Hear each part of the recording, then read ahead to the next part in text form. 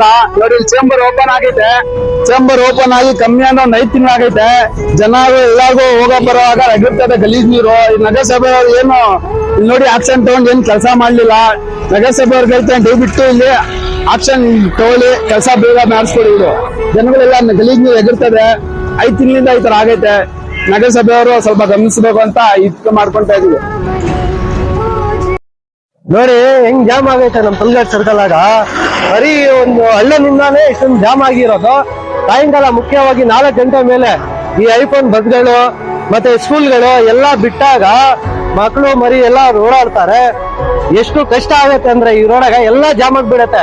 ಎಲ್ಲ ಈ ರೋಡ್ ನಿಂದ ಇದು ಒಂದು ಹಳ್ಳ ಮುಚ್ಬಿಟ್ರೆ ಏನು ಸಮಸ್ಯೆ ಇರಲ್ಲ. ದಯವಿಟ್ಟು ಇದು ಎಚ್ಚರಿಕೆ ತಗೊಂಡು ಇದು ದಯವಿಟ್ಟು ಮಾಡಿದ್ರೆ ತುಂಬಾ ಒಳ್ಳೇದು.